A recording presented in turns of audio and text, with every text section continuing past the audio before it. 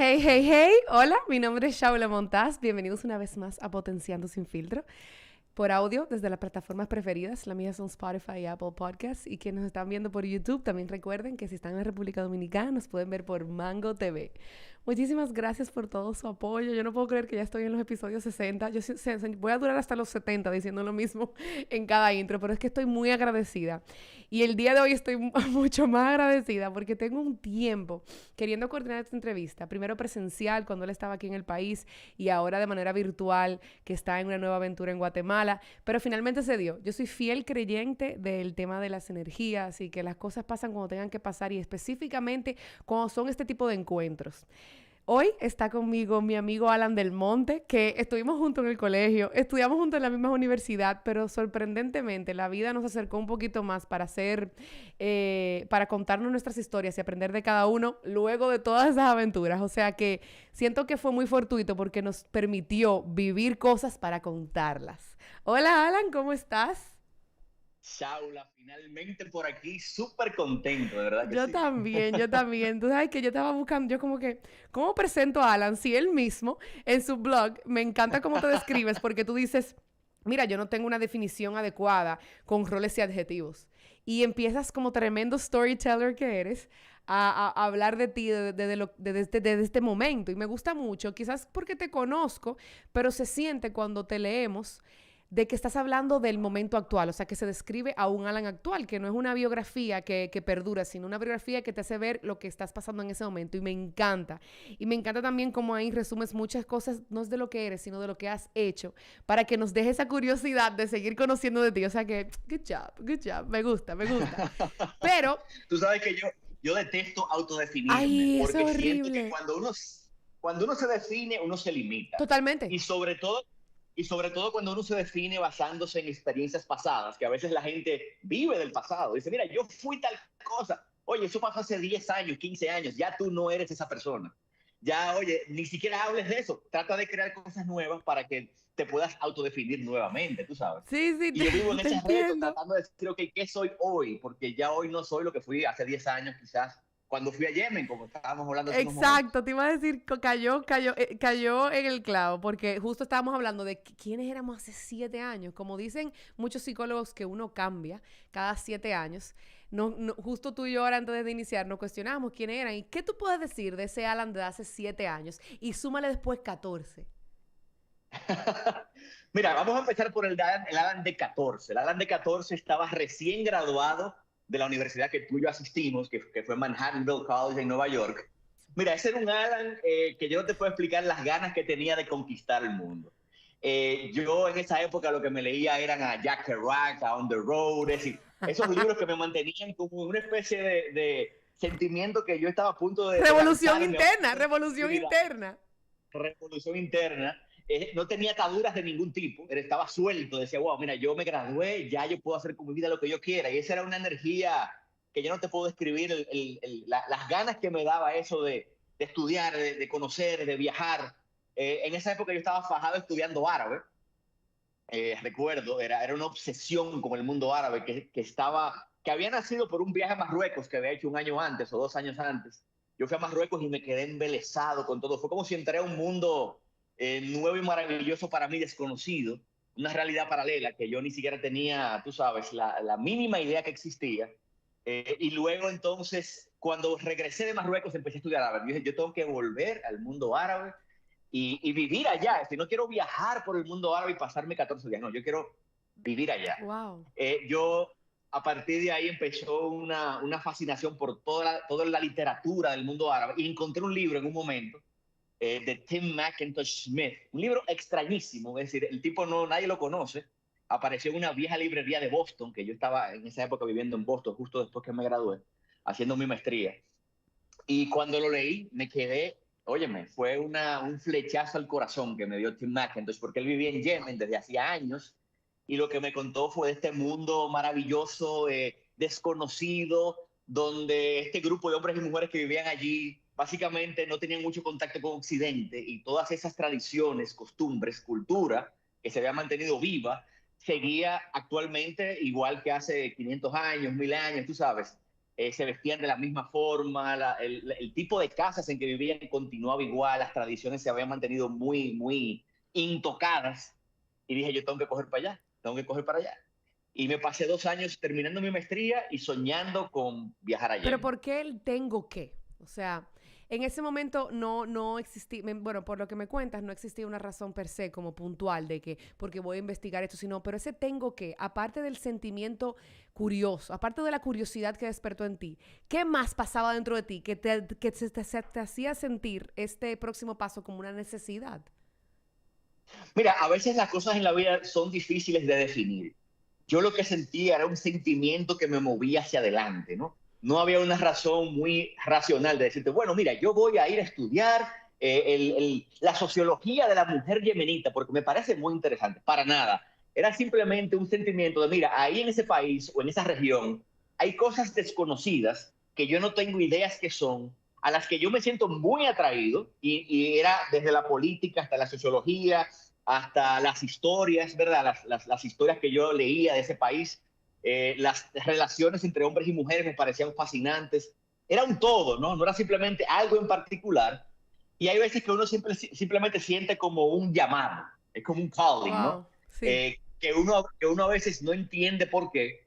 Y a veces, oye, a veces nos torturamos tratando de buscar ese por qué. Y yo creo que no es necesario. Yo creo que si usted siente un llamado hacia algo, hacia un norte, oye, coja para allá. Y no trate de pensarlo demasiado, simplemente llévese de ese instinto, llegue allá y posiblemente cuando usted llegue en ese momento, el destino le va a decir por qué ese llamado. Me pasó lo mismo con el Camino de Santiago, me pasó lo mismo con muchas cosas en mi vida. Me pasó lo mismo con tener hijos. Yo en un momento comencé a desear tener hijos y yo decía, oh, pero ¿por qué? Si no entiendo por qué Ajá, yo, ajá. que soy un alma libre en ese momento yo ni novia tenía como esas ganas. Yo, wow, simplemente es un llamado. Y mi vida ha sido una serie de llamados, se habla siempre. Y Es decir, no hay una razón muy concreta, siempre hay un llamado hacia algo. Y cuando llego descubro por qué tenía ese llamado. Yo ya lo descubro cuando estoy viviéndolo, o ¿no? sea, tú sabes que tocaba poner mi cabeza a millón. Yo estoy como, tengo 500 preguntas, pero algo que me da mucha curiosidad es el tema del llamado, porque personalmente quizás, o sea, no sé si otros se identificarán conmigo, yo siento que tengo muchos llamados, pero no siento que he explotado quizás uno de lleno, o desde mi perspectiva, como soy autoexigente, quizás para mí no ha sido así, y en realidad sí. En tu caso, va- eh, ¿cómo tú haces, cuando tú sientes esa necesidad de hacer algo, que tú le identificas mucho más que un impulso o algo circunstancial, y le identificas como ese llamado, que le has puesto así esa palabra, ¿con qué tú la relacionas o cómo tú sientes que se refleja a ese ser, a ese Alan que siempre ha podido identificar sus pasiones y ha tenido el privilegio de explorarlas? O sea, ¿cómo tú unes? Yo no sé si eres igual que yo, como esa parte analítica de, ok, pero ¿será porque esto simplemente está sucediendo y lo tengo que hacer? ¿O de verdad eso es lo que va en mí porque pertenece a mi ser, a mi personalidad, a lo que quiero hacer? Mire, yo creo que uno puede identificar los llamados cuando permanecen más de la cuenta en tu sistema. Ok. Por ejemplo, yo hay veces que me llegan ideas y digo, wow, me emocionan 2, 3 días y luego como que se fueron. Yo digo, eso no fue algo real, eso fue algo simplemente circunstancial, como tú lo llamaste. Pero un llamado permanece en ti durante meses, años. Es como que tú no te lo puedes quitar de encima. Mira, ahora mismo yo estoy viviendo mi llamado hacia crear contenido para YouTube. Es decir, yo estoy Impresionante. en una obsesión continua que pienso demasiado en eso. Me estoy bañando y estoy pensando en eso, estoy comiendo y estoy pensando en eso. Me están hablando a veces, estoy pensando en eso, de cómo crear un media company, hablando de la historia latinoamericana, de la sociología latinoamericana, Me porque lo que he encanta. visto que el latinoamericano no conoce su historia. Pero Para bueno, nada. Ajá. volviendo al llamado, es algo que ha permanecido en mí, no durante un año, tengo como 5 años con el llamado. El año pasado comencé ya a decir, bueno, ya vamos a aterrizar esto. Este año comencé a lanzar contenido. Pero en fin, volviendo al llamado, uno los puede identificar cuando no se te van del sistema, que están ahí, que te molestan. Es como que es algo que tú no puedes ya combatir. De decir, mira, yo tengo que básicamente entregarme a Ok. esto. Y obviamente cuando tú te entregas a esto, tú estás dejando a un lado otras oportunidades. Pero obviamente el llamado es como lo que se te perfila en el camino, que tú dices, mira, es para allá que voy. No es ni para acá, ni para el este, ni para el sur, es para este norte que se me ha puesto en medio y es algo que tengo que vivirlo Claro. y atravesarlo. y quizás cuando lo atravieses, tu vida cambia, porque es como el Hero's Journey de Joseph Campbell, que Sí. no sé si te lo has Sí, leído. sí, sí, sí. O sea, no lo he leído, pero he visto muchos extractos del libro. El concepto, ¿verdad? Es cuando el héroe siente un llamado que no es capaz de combatirlo, sino que tiene que entregarse al llamado. Y a veces el llamado pone en riesgo tu vida, el llamado puede, ¿verdad? Hay que sacrificar algunas cosas. Y obviamente tienes que sacrificar toda una serie de oportunidades que se te pueden abrir a un lado y tienes que ser capaz también de decirle que no a esas oportunidades, Claro. esas posibilidades. Porque a veces tú dices, mira, yo quiero ir para allá, pero llega una oferta de trabajo que económicamente te atrae y tú dices, wow, pero mira, se ve muy bonita esa oportunidad económica, pero tú sabes profundamente en tu corazón que ese no es tu llamado. Y a veces tú traicionas al llamado y Mira, ahí es eso es donde tan entran esos años cierto. oscuros. Oye, a mí me ha pasado que paso por años oscuros y digo, ¿por qué estoy viviendo estos años? Bueno, fue que traicioné un llamado original y me fui por un camino donde aparentaba que económicamente me iba mejor y eso, pero al final eso no me llenó, eso no me dio la gracia que yo necesitaba, sino que traicioné el llamado. Por eso es que los llamados no se pueden traicionar, usted tiene que ser fiel a ese llamado, porque al final cuando usted lo atraviesa, que tú sientes esa satisfacción, esa transformación, porque a veces el llamado pasa, tú lo atraviesas, como fue en el caso de Yemen, que lo atravesé, salí de Yemen, pero salí un hombre nuevo, Shaula, salí Claro. un hombre cambiado y dije, wow, me llevé del instinto, me llevé del llamado, ya el llamado pasó, se quedó atrás, pero el llamado me A mí transformó. Ya me, yo no soy el Alan que llegó. claro, con respecto a Yemen, y en el episodio de hoy, perdón, en esta conversación de hoy con Alan, no vamos a conversar sobre Yemen, porque quiero que si quieren escuchar la historia de Yemen, vayan al podcast de nuestro amigo, hermano adorado Ricardo Tirado y escuchen esa conversación. Pero el día de hoy yo quiero hablar con él de su presente y cómo todo eso ha hecho quien él es el día de hoy y todos esos planes que tiene y lo revolucionario que está haciendo en YouTube con sus documentales, miniseries. Pero me gustó eso que dijiste, porque una parte de la conversación con Ricardo también se entiende por el libro, quien lo lee con un propósito no solamente de conocer la cultura de Yemen, sino de aprender de la experiencia de otro cuando está fuera de su zona de confort. Tú lo dices, o sea, yo, como dicen los norteamericanos, for a lack of a better word, o sea, me hice hombre, o sea, sentí esa, y hombre no piensa en género, sino en especie. O sea, sentí ese poder que tenemos los terrícolas de en un momento determinado decir yo puedo, estoy aquí y me hago parte de esto. Y me gustaría que ustedes, tomando eso, compren el libro. Ojalá, inshallah, o sea, es sumamente interesante. Es una historia no quiero decir bonita porque yo la recibí de esa manera porque te conozco, pero es una historia que despierta mucha curiosidad y nos hace reflexionar de cuál es mi viaje íntimo. O sea, este fue el viaje íntimo del corazón al corazón de Yemen de Alan, pero en mi vida, cómo yo llamaría o qué destino llamaría o qué momento llamaría mi viaje íntimo.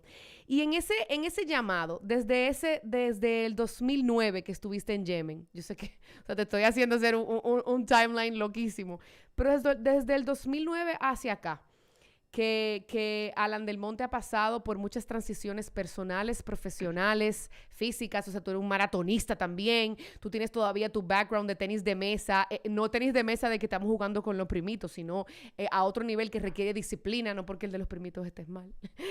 ¿Cómo ha sido tu proceso de ir reconociendo tu llamado para tomar decisiones de las cuales tú puedas visualizar ese crecimiento continuo en tu vida? Mira, Shaula, yo creo que después de llegar de Yemen, yo he estado en una constante búsqueda, porque la verdad que a veces uno pasa por épocas donde, por alguna razón u otra, suceden tantas cosas que tú no estás muy consciente de cuál es el llamado. Yo pasé por unos años donde yo estaba un poquito desubicado, para hablarte muy claro. En un momento fue casarme y tener hijos. Dije, wow, ya yo deseo tener una familia porque me he pasado tantos años desarraigado que ahora deseo arraigarme. Es decir, yo siempre he sentido que vivo buscando nuevas experiencias y en un momento la nueva experiencia era, bueno, ya yo sé lo que es vivir desarraigado, viviendo en diferentes países. Viví en España, viví en Yemen, me fui a la India 3 meses con William Ramos en una época, ¿verdad?, loquísima, en el 2010. Nos pasamos 3 meses y medio dándole en un motor durante 6.000 kilómetros por toda la India, viviendo experiencias impresionantes. Llego a República Dominicana y digo, yo quiero vivir otra cosa, yo quiero ya, no sé, volver a enraizarme. En ese momento conozco a mi esposa, que es mi ¿verdad? Mi amor eterno hasta el día de hoy. La conozco, desde el principio entablamos una hermosa relación, eso, ¿verdad? Evoluciona, ese amor continúa creciendo, nos casamos, tenemos nuestro primer hijo, yo feliz, de verdad, de crear familia. Ya vamos para el tercer hijo, por cierto, que nace ahora en 4 meses, ya el tercero.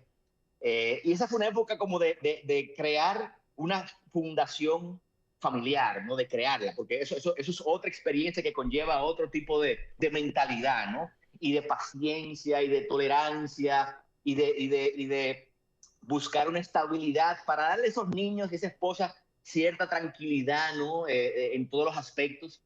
Y es como cuando tú estás creando un nido, ¿no? El nido tú tienes que hacerlo de forma muy metódica para que ese nido tenga las cualidades para que esos huevitos, ¿verdad? Se craqueen, nazcan esos pollitos, crezcan felices. Y yo creo que en ese aspecto nos hemos Y enfocado muchísimo, ¿verdad? Para que eso suceda. ¿tú has sentido Eh, socialmente que en la parte de la familia, que me responda a mis inquietudes por parte, ¿tú has sentido que socialmente o bajo la estructura social en la cual creciste, te hizo ver ese proyecto y ese llamado de la familia de una manera diferente en cuanto a roles y responsabilidades? Mira, definitivamente, cuando uno empieza una familia, uno se transforma hacia otra cosa diferente. Uno tiene que ya abandonar ciertas cosas, pero entonces te llegan unas riquezas increíbles por otro lado. Pero claro, las que tú abandonas ya tú las has vivido una y otra vez, sobre todo cuando te casas ya a una edad que tú sientes que viviste, ¿no? Que yo creo que es importante vivir primero. Yo me casé a los 27 años y antes de eso tuve una vida muy intensa. Me fui a Estados Unidos a estudiar, fueron 4 años en Manhattanville, que como tú bien sabes, son años que nadie los Intensos. puede. No, no, como yo Eso, digo, eso, no, New York City. Ya, o sea, es decir, tú a los 18 años en Nueva York viviendo esa experiencia de estar solo con gente de tu edad, mira, eso no tiene madre, ¿tú me entiendes? Eso es es una un vaina lujo, fue un impresionante. lujo, fue un lujo, fue un lujo. Sí, fue un lujo. A los 22 entonces irme a Boston a hacer mi maestría, es decir, yo había vivido mucho ya, sentía que ya lo quería. Y obviamente para mí fue fácil abandonar ciertas actividades, porque obviamente después que uno se casa y sobre todo cuando tiene el primer hijo, ahí hay un cambio muy, muy grande, ¿no? En la vida de uno, porque sobre todo ese primer año del niño uno tiene que sacrificarse porque hay que estar en casa, hay que darle, ¿verdad? Hay que darle un cierto cuidado, sobre todo cuando tú quieres ejercer una paternidad y una maternidad responsable, que es algo que, ¿verdad? Que hay que ponerle atención, sobre todo en esta época, donde es muy fácil contratar a un grupo de personas para que te sustituyan como padre. Cuando tú lo quieres ejercer de forma muy responsable, eso lleva una transformación. Y esa transformación es preciosa porque hay que sumergirse en una realidad que, a pesar de que uno deja de lado algunas cosas, por otro lado llegan inmensas riquezas y tesoros, ¿no? Y experiencias tan como profundas que te marcan, ¿no? Y eso es lo que es la experiencia de la familia, es eso, ¿no?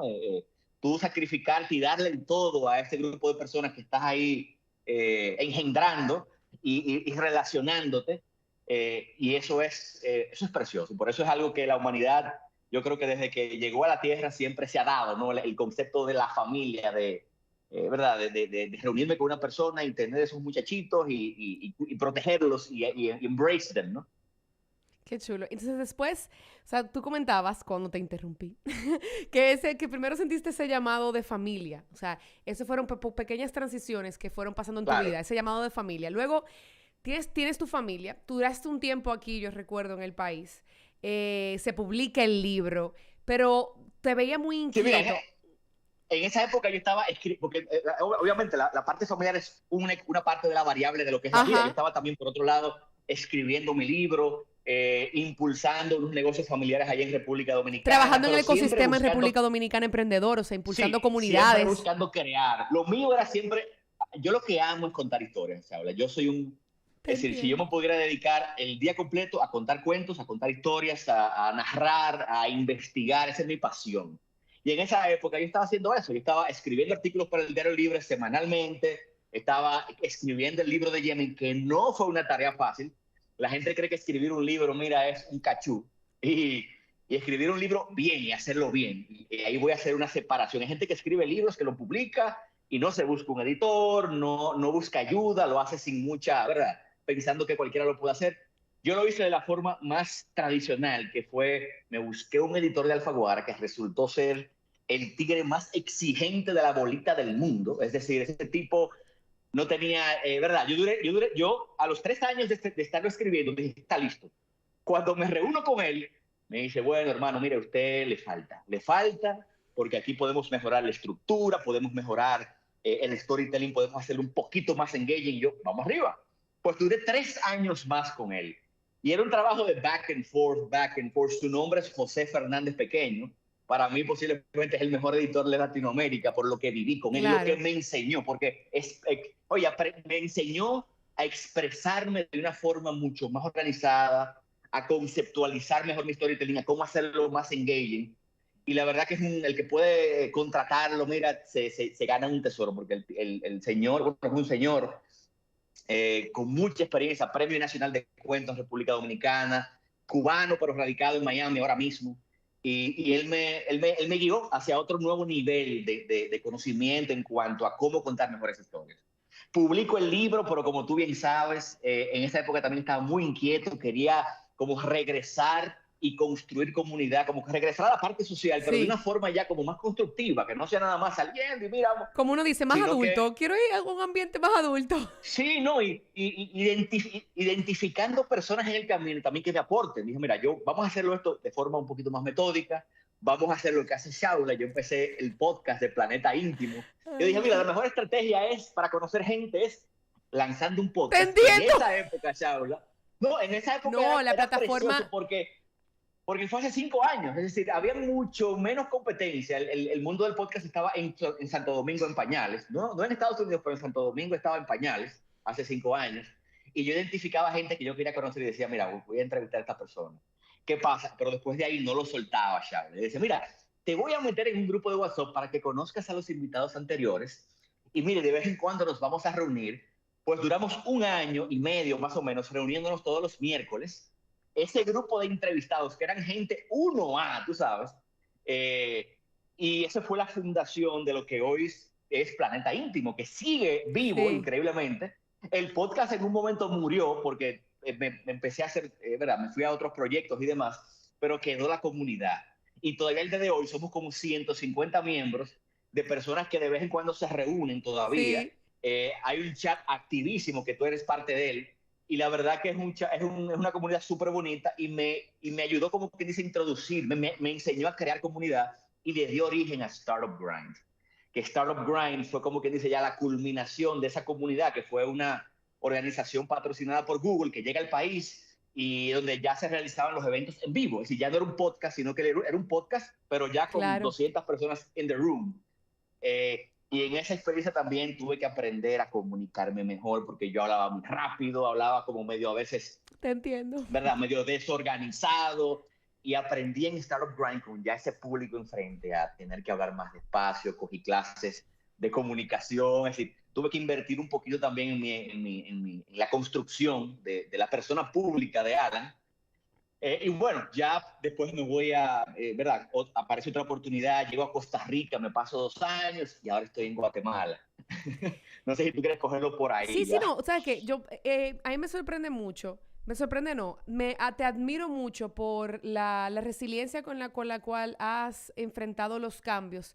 Porque como uno sabe, lo que se presenta siempre es lo bonito. Yo soy del grupo, porque prefiero pensar que hay un grupo de personas que decimos, sí, claro que las redes sociales no presentan lo bueno, porque yo quiero transmitir lo bueno y porque yo quiero que si sigo compartiendo lo bueno se me pegue y se quede conmigo. No porque quiero una farsa, no porque no quiero ocultar, sino porque entiendo que estoy rodeada dentro de la comunidad en la cual comparto socialmente, a través de redes sociales, que sabemos que los momentos malos existen y de que somos humanos, pero en este momento yo quiero compartirte desde mi gratitud, desde mi experiencia chévere, de mis aprendizajes para que se pegue y se extienda. Entonces, por eso admiro mucho la resiliencia en la cual tú has afrontado todos los cambios, porque te has ido con familia, te has ido con sueños profesionales tuyos y en apoyo a otros, pero también te has ido a lugares donde has creado sueños.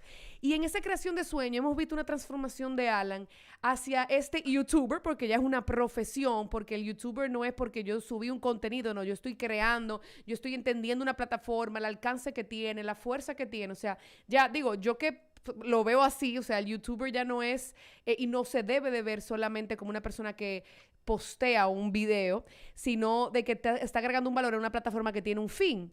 Y me gustó mucho lo que dijiste ahorita. Yo en la universidad, en Manhattanville, yo hice un double major de sociología y una parte importante en la cual yo me enfoqué fueron las subculturas. Y las subculturas, las cuales serán influenciadas por la globalización. O sea, en resumen, yo tenía negocios internacionales, sociología y decidí, ¿por qué sociología? Bueno, yo quiero saber qué pasa cuando se entra a un país, este negocio, cómo cambia, no solamente económicamente, sino qué va pasando con esas subculturas. Y he aprendido de Guatemala, que confieso que no era un país que tenía en el ojo porque no necesariamente conocemos mucho y nosotros aquí en el Caribe no nos da mucha historia de países como Guatemala. He aprendido mucho de Guatemala, pero también me encantó lo que dijiste sobre llevar al mundo la historia de Latinoamérica desde otra perspectiva. Uno, que sea digerible, pero dos, que nos despierte esa curiosidad de quién soy, de dónde vengo y cómo seguimos estando todos conectados. Entonces, cuéntame de eso, dime ¿qué te movió a ti a hacer ese primer video que te ha llevado a ti a reunirte hasta con altos ejecutivos de la presidencia en Guatemala y que te ha hecho a ti también enfocarte y buscar un norte que de verdad va a edificar y dejar un legado? Mira, yo quiero empezar esta por posiblemente larga respuesta. Sí, sí, no te preocupes. Yo le quisiera empezar por cómo uno identifica la plataforma por la cual uno mejor puede expresarse. Mira, yo traté con Facebook, me fui de boca, para no decir otra cosa. ¿El traté blog? Con Instagram, traté con Instagram y como que no funcionaba, como lo que yo quería transmitir, esas plataformas yo sentía que me limitaban. Y Twitter ni siquiera he mirado para allá, porque odio tener que limitar mis construcciones verbales a una cierta cantidad de caracteres. Yo ni abro Twitter. Y siempre digo, wow, pero es que las redes sociales no son para mí, como que es que yo no encuentro. El tema del blog, de los blogs escritos, es que yo sentía que ya estábamos pasando por una época donde el contenido escrito estaba un poquito débil en cuanto al engagement. La gente ya no lee, Shaula. La gente, yo siento que lo que es la lectura per se se ha ido muriendo. Y dije, mira, ¿cuál es el medio donde yo mejor me puedo expresar? Donde yo me pueda pasar 25 minutos hablando, desbocándome hacia un tema. Y dije, mira, yo creo que el video es la clave para mi personalidad y donde yo podría encajar. El año pasado, yo dije, bueno, mira, el video es el formato más complicado en la actualidad, sobre todo cuando hay que hacerlo bien. Es muy fácil tú poner una cámara enfrente y darle para allá, eso lo hace cualquiera. Pero hacer una construcción videográfica con cierto estilo, que no solamente le vean la cara a Alan por 25 minutos, sino que la gente pueda ver más allá y hacer, como quien dice, como tú dijiste al principio, un mini documental donde el ego de Alan no sea el protagonista, sino que sea una historia más importante que me trascienda. Yo dije, bueno, lo único que puede lograr eso es aprender sobre video. Y el año pasado, en el 2020, que fue el año de la pandemia como más crítico, yo dije, bueno, este es el año para aprender a crear videos. Ok, ¿cómo empiezo? Lo primero que arranqué fue, dije, bueno, yo tengo que aprender a editar. Ok, ¿cómo arrancamos con esto? Comencé con unos cursos en Udemy y empecé a aprender edición. Yo no había publicado un video que habla en ese momento, ¿verdad? Fue simplemente aprender. Duré 3 meses conociendo Premiere Pro, que fue la plataforma que elegí para hacer eso. Luego dije, mira, yo necesito continuar aprendiendo. Yo siento que no me expreso totalmente bien. Sí. Yo siento que tengo que invertir en mi capacidad de comunicación. Me busqué a una tremenda educadora de comunicación que se llama Yolanda Mañán. Aquí la quiero poner enfrente porque me pasé 3 meses con ella, 3 veces a la semana, one-on-one. Y esa señora, que es una veterana en el mundo de la comunicación, para mí logró un cambio extraordinario en mi capacidad de comunicarme. Yo me veo hace 5 años y digo, yo me comunico por lo menos 10 veces mejor. No estoy perfecto porque, ¿verdad? Yo siento que me puedo comunicar aún mejor, cada quien tiene todavía escaleras. Claro. Pero sí me dio como una fundación en donde anclarme. Y me ayudó a cómo entonar mejor, a cómo inyectarle más emoción a lo que yo digo, y cómo organizar mejor mi estructura de pensamiento para que esta comunicación llegue de forma más fácil a esa persona que lo recibe. Y a partir de ahí fue que yo dije, bueno, vamos arriba con estos videos. Fue después de ese proceso, ¿no? Y cuando llego a Guatemala, Shaula, como tú dices, y empiezo a conocer un poquito más de esta realidad, y me pasó algo parecido a Yemen, que llego y me empiezo como a involucrar en una realidad paralela. En el caso de Yemen fue más extrema, porque es una realidad 180 grados de la nuestra, ¿no? A 180 grados. Llego a Guatemala y digo, mira, esta es una realidad fascinante. ¿Por qué? Porque estamos en Latinoamérica, pero en Guatemala el 65% de la población es indígena, que tiene una mentalidad totalmente diferente, por ejemplo, a la nuestra en Dominicana, que está cerquita, y nos decimos que somos latinoamericanos ambos, a pesar de que aquí hay una construcción social y una historia totalmente diferente. Es un país que acaba de salir de una guerra civil hace 21 años, 25 años para ser exactos, y todavía se siente la guerra civil porque murieron 230.000 personas aproximadamente. Wow. Es un país donde hay tantas historias que contar y, ojo, nadie las está contando. ¿Por Y qué? yo dije, wow, ven acá, pero aquí no hay nadie hablando de la historia de Guatemala. Nadie quiere tocar la herida. Es como un cuerpo, yo lo percibo como un cuerpo biológico lleno de heridas y nadie localmente se atreve a meterle mano porque todavía es muy reciente. Las heridas siguen un poquito como podridas, abiertas en algunos casos y con algunos temas. Y yo dije, mira, yo soy dominicano, yo puedo llegar aquí y hacerme el loco. Yo puedo, ¿verdad?, entrar con una actitud de, no, yo simplemente soy una persona que está aprendiendo de Guatemala y les voy a contar eso. Y basándome en ese principio, empecé a contar las historias. Y poco a poco me fui metiendo en temas un poquito más complicados. Mira, el último video que hice fue ya de la guerra civil. Eh, y es impresionante que yo busque en YouTube cómo empezó la guerra civil de Guatemala y no aparece un video. Y yo digo, oye, pero aquí hay algo extraño, porque este es un tema tan importante y absolutamente nadie lo está contando. Pues digo, mira, yo me voy a meter en ese nicho. Es un nicho complicado, es un nicho en el que yo puedo recibir críticas, pero como dominicano y ajeno a esta realidad, o por lo menos como un invitado a esta realidad, yo tengo, como quien dice, menos bias, tengo menos conexiones políticas, ¿verdad?, con ciertos grupos de personas. A mí se me puede perdonar cualquier cosa. Y el primer video que tiro fue un video que fue el que, como quien dice, despegó el canal, que se llama Guatemala, el país peor mercadeado de Latinoamérica. Fue un video totalmente impulsivo porque yo esa noche me fui a un volcán que está cerca de la ciudad. Yo en mi vida había visto un volcán activo donde yo estuviera a 5 metros de la lava que venía bajando de la montaña. Yo viví una experiencia alucinante dentro de mis vivencias. Yo de noche con este volcán viendo estallar, ¿verdad?, fuego arriba, bajando esa lava, mis hijos ahí pegaditos, yo sintiéndome, como que dice, vulnerable. Cuando regresamos a la capital, como a las 9 de la noche, a mi casa, yo venía como en alta, ¿no? Yo dije, wow, pero que esto es una vivencia y entiendo por qué es que este país no recibe más atención turística, porque lo que yo viví ahora no lo he vivido en ningún lado. Llego a mi casa y digo, mira, este país peor mercadeado. Aquí, yo no sé lo que está pasando, pero lo que yo he vivido aquí no me cuadra con lo que este país podría llegar a ser. Pues prendo la cámara y arranco, chaval, sin guión y sin nada.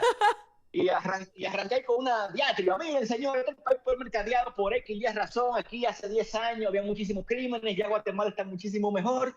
Y la verdad que este es un país que ustedes deberían venir a conocer. ¡Vamos arriba! Y lo lanzo sin pensar nada. Pues se habla, ese video de repente está en primera plana en los periódicos de Guatemala como a los 2 días. Yo recuerdo que lo vimos en el grupo. Ajá. Sí, recuerdo que el otro día tenía 50 views, como siempre en YouTube, cuando uno está empezando. Yo, bueno, un videito que pasó al olvido rápido. Segundo día, parece que llega a un medio noticiero, se comienza a expandir por otros. De repente el video tiene 150.000 vistas. Y ya la atención que recibe el video fue magnánima, porque el ministro de Economía de Guatemala me convoca a una reunión, me dice, mira, el presidente de Guatemala me mandó tu video, te quiero conocer. Y yo, wow, mira, me llama el Ministerio de Turismo aquí, que no es un ministerio, tiene otro nombre, pero es el Ministerio de Turismo. Y yo dije, wow, yo les tiré una piedra a esta gente sin saberlo, porque estoy diciendo que ellos no están haciendo el trabajo que deben hacer, porque si digo que es el país peor mercadeado, Claro. Y hay un responsable. responsable, que ese es el trabajo de ese tipo. Y el tipo me llama y hablamos por Zoom, incluso, recuerdo, de una forma muy cordial, pero yo estaba tan un poquito tenso. Dije, wow, yo hice esto y no me di cuenta que estaba tirándole piedras a alguien. Bueno, el tema es que ese video arrancó el canal, empecé después a contar las historias de Guatemala, a contar mis vivencias, pero más enfocado siempre hacia ellos, no hacia mí como individuo. Y bueno, ya el canal va a ir creciendo, tenemos como 8 meses ya como bien activos. Eh, Todavía es, Con mucha constancia. sí, a cierto punto, porque realmente han habido épocas donde un mes o un mes y medio donde no he podido tirar videos porque se complica lo otro, ¿no? Porque lo otro es la labor que vine a hacer aquí. Pero siempre, siempre trabajando hacia la creación de un nuevo video. Que aunque me tome más tiempo, todos los días, oye, aunque sea media hora, le dediqué a la creación. Es decir, no soltar eso. Y sigo en eso. Y cada vez más adentrándome hacia esas heridas, tú sabes, históricas, que nadie quiere tocar y que yo quiero explorar para obviamente, que la juventud guatemalteca en este caso, o la juventud centroamericana, conozca un poquito mejor por qué las cosas son como son. Yo creo que Latinoamérica, Shaula, vive en una nube de ignorancia, sobre todo la juventud. Vivimos en una nube de ignorancia donde decimos, wow, mira cómo están las cosas. Pero muy poca gente, muy poca juventud dice, ok, ¿por qué somos así? Y dice, pero mira, para saber por qué somos así, tenemos que mirar hacia atrás. Y no hacia atrás 5 años, no. Es mirar hacia atrás 100 años y después 80 años y después 50 y 30 y 20, porque padres tenían las actitudes que tenían, por qué mis profesores en el colegio se comportaban de esa forma, de dónde vienen estas construcciones de esta realidad en la que yo vivo, para yo poder verlas y si quiero cambiarlas, tener la posibilidad de cambiarlas, pero nunca voy a poder cambiarlas si no entiendo la estructura, el matrix, ¿verdad? Pongámoslo así, ese matrix ideológico, sociológico, en el que estamos metidos y no entendemos por qué pensamos como pensamos, no entendemos por qué tenemos las construcciones de género que tenemos, no entendemos por qué al amiguito nuestro que es, ¿verdad?, de otro color, lo paran en la discoteca y nos sentimos mal y decimos, pero ¿por qué lo pararon? Y no entendemos, oye, Bouncer. Y el Bouncer te dice, no, no es mi culpa, es que el dueño de esta vaina me dijo que hiciera eso. Claro. Oye, Chabla, y no entendemos. Queremos cambiar una realidad y queremos evolucionar sin entender los ladrillos por la que esta realidad está creada. Es decir, no entendemos. Yo dije, mira, yo lo que quiero hacer es desvelar esa matriz sociológica, histórica, y hacerlo de una forma tan interesante, que no sea un tipo ahí hablando, ¿verdad? En una voz monótona, miren señores, esta es la victoria de la... Sino hacerlo con Claro. imágenes, con una actitud, una sensación que la juventud diga, wow, yo quiero ver eso, porque eso está demasiado cool. Que en Dominicana, Alex Corday lo está haciendo con Quisqueya Live, que para mí es una de mis inspiraciones, al igual que otros, William Sí. Ramos, otros amigos que tengo, ¿verdad? César Pichardo, son gente, mi esposa que siempre me ha dicho, Alan, vamos arriba y creen en los proyectos y se mete conmigo y me ayuda como nadie, ¿verdad? Y eso es lo que yo quiero tratar de desvelar, esos ladrillos, Charlo, para que podamos realmente hacer un cambio, porque si no entendemos qué es lo que estamos cambiando, no va a haber no vamos a lograr nada. Has dicho mucho la palabra entender. Yo quisiera que tú me digas cuáles 3 cosas tú has entendido estos últimos 9 meses, para decir que fueron 9 meses de contenido, esto que te han abierto los ojos. Mira, lo principal que yo he logrado entender es que muy poca gente sabe. Es decir, hay poca gente educándose activamente. Y yo creo que eso se debe a que nuestras sociedades se están volcando hacia un contenido de mucho menor calidad, un contenido vacío, un contenido de puro entretenimiento y, no y el contenido educativo, y en esto me refiero a libros, a cursos, a lo que sea que tú tengas que dedicarle más de 2 segundos a un TikTok, a una, ¿verdad? A un fail army en YouTube, donde te pasas viendo video tras video, tras video, tras video, que te mantienen entretenido, pero la capacidad cognitiva allá lejísimos, porque no hay ningún engagement cognitivo, ni nada que te esforce a ampliar tu capacidad intelectual. Eso fue lo primero que entendí. Dije, mira, aquí hay un vacío inmenso en cuanto a la educación. Es decir, la gente que me comenta, que me hace los comentarios, a menos que no tenga cierta edad y que lo vivió, habla desde una perspectiva limitada. Y me dice, Alan, a mí en el colegio esto no me lo enseñaron, porque obviamente este país acaba de salir de una guerra civil. y nadie quiere hablar las cosas como son. Wow, yo no sabía que eso había pasado. Y yo, pero realmente, eso, mira, pero eso está en los libros que se están Sí. vendiendo en la librería, que están ahí. Ah, no, pero es que eso no sale en YouTube, es que eso no sale en las plataformas que yo consumo. Y es impresionante, tú diciendo eso, me acuerdo, cuando yo fui a Ruanda, Alan, yo me sentí tan ignorante. Y hubo una noche, creo que es la primera vez que yo lo digo en voz alta, yo llegué a mi habitación y yo estaba hospedada en un lugar que al lado tenía un restaurante que se llamaba A Thousand Hills. Y esos propietarios eran norteamericanos. Ruanda, después del genocidio, muchas cosas cambiaron. O sea, no tenemos ni siquiera que profundizar esa parte porque era nada más con decir genocidio uno se puede imaginar el cambio. Y luego de que pasó eso, muchos no expats, pero hubo un acercamiento de muchos norteamericanos, europeos, a apoyar, algunos por organizaciones y otros simplemente por curiosidad, como te pasó por Yemen, de conocer otro territorio y querer aportar. Y para hacer una historia larga corta y seguir escuchándote, pero que me llama mucho la atención y quiero que se quede, ellos habían construido este restaurante, todo era local, o sea, casi como lo que estamos viviendo ahora. Yo fui hace un promedio como de 5 o 6 años y yo compré un libro que se llamaba A Thousand Hills, que es igual que el restaurancito, pero cuando llegué a mi habitación, yo recuerdo que después cuando visitamos como el espacio creado para recordar el genocidio y demás, yo dije, yo soy tan ignorante. O sea, yo vivo literalmente entre palmas y coco. Y me dio un coraje y lloré y dije como que, y perdonen, coño, yo no quiero ser esa persona. Y más yo, que soy muy exigente con mis conversaciones. Y como yo digo, ¿cómo puede ser que yo estoy aquí? Yo no tengo nada que preguntar porque no tengo una base.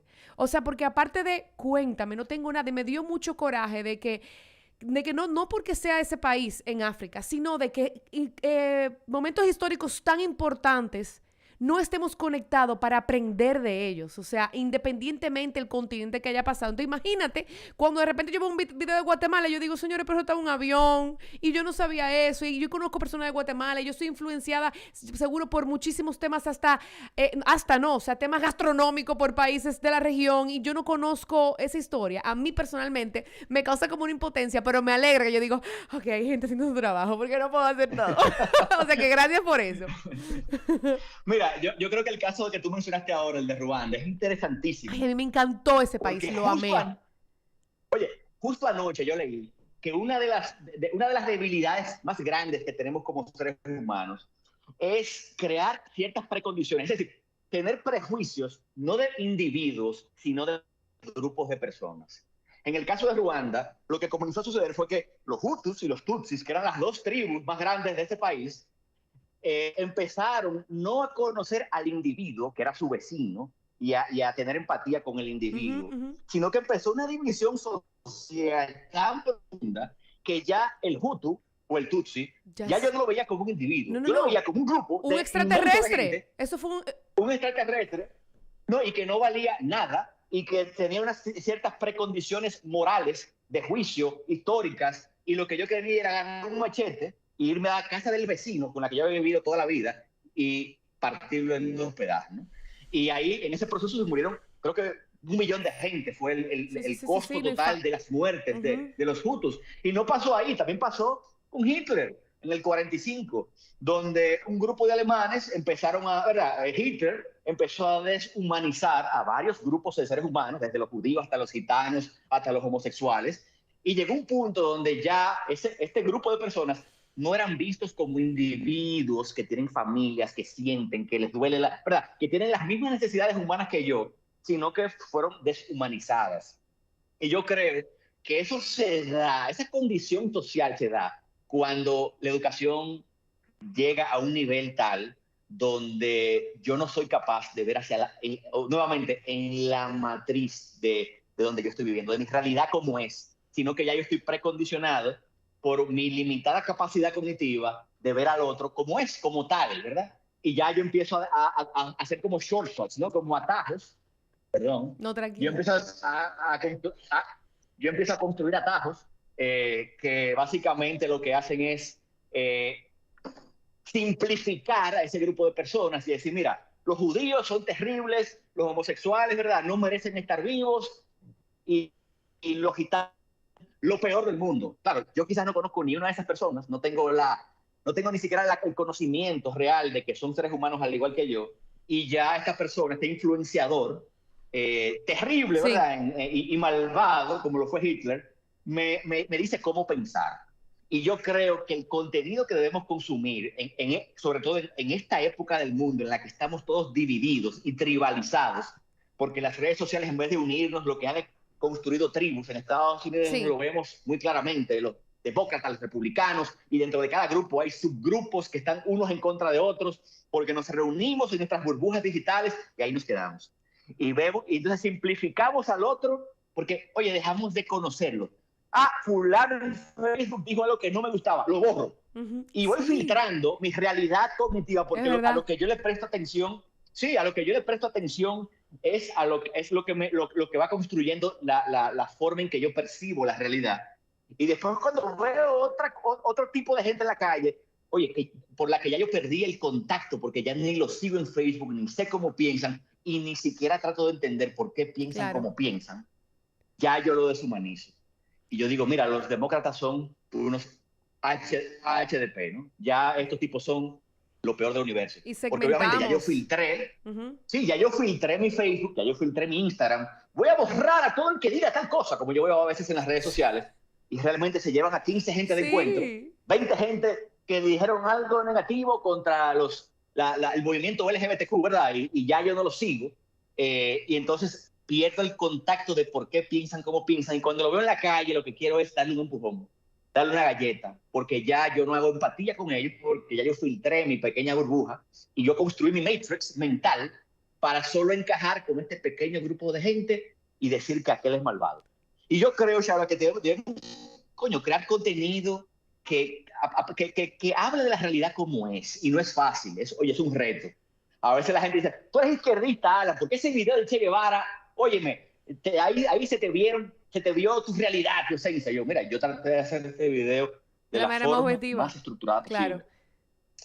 Y no es fácil, porque tú quedarte en el centro, oye, hasta la música que tú le pones a un video, Shaula, influencia. Yo me di cuenta que en este video que te estoy hablando, la música que le puse fue como una musiquita como melancólica, el Che Guevara, tal cosa.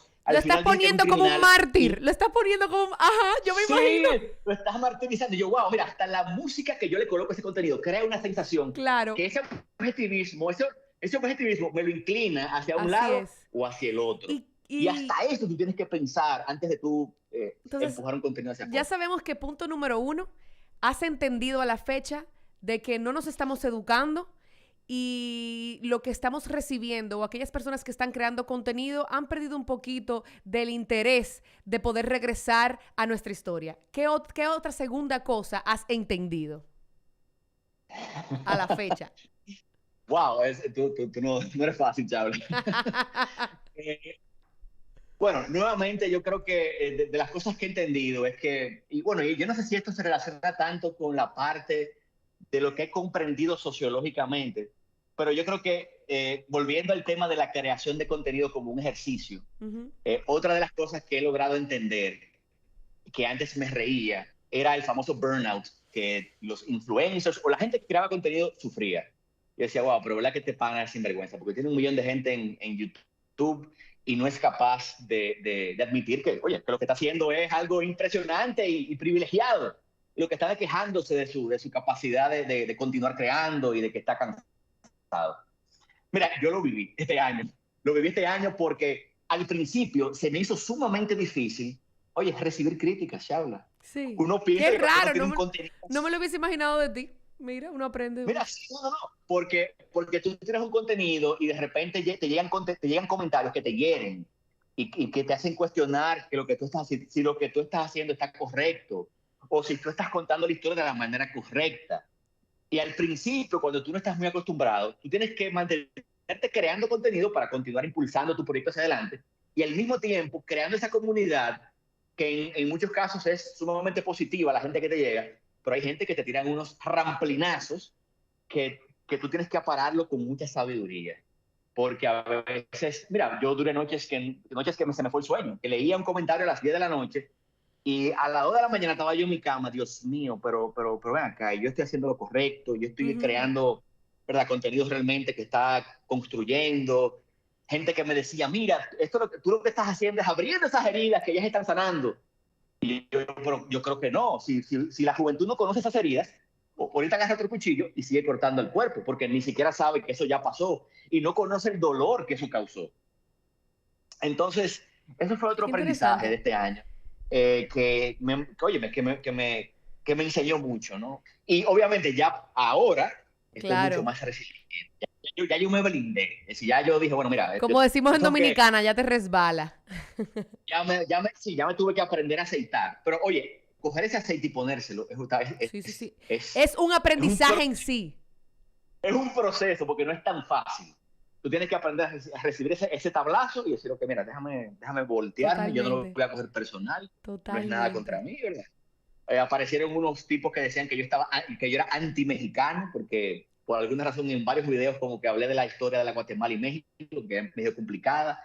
En un momento critiqué a Luisito Comunica y ese video, hoy, todavía hoy me siento mal porque Luisito respondió y yo siento que el tipo ya no iba a venir a Guatemala porque hubieron tantos comentarios en su contra que al final yo me sentí, oye, me dolido de haberlo puesto a él, a un tipo que yo admiro en esa posición. Y me dolió muchísimo. Y salió en todos los periódicos de México cuando yo lancé ese video. ¡Wow! Fue una vaina que, bueno, tiene como 80,000 vistas, es decir, y sobre todo de guatemaltecos, que 80,000 personas en Guatemala es un porcentaje hasta cierto punto importante. ¿Te han reconocido en la calle en Guatemala? Oye, sí, eso fue otra. Eso ha sido otra sorpresa. No tanto aprendizaje, pero sorpresa. Ajá. Y siempre son saludos súper bonitos. Que, mira, un tipo en estos días me paró en Antigua. Antigua es una ciudad preciosa de Guatemala. Y me dijo, oye, ya yo sé que tu café favorito es tal. Te lo quiero invitar. ¡Qué chulo! Y era un tipo que... Un obrero, porque era como un plomero. Estaba como todo lleno de yeso, o ¿verdad? Como... Y pasó como una camioneta así vieja y se paró y hizo un tapón el tipo. Mira, oye, Alan del Monte, viejo.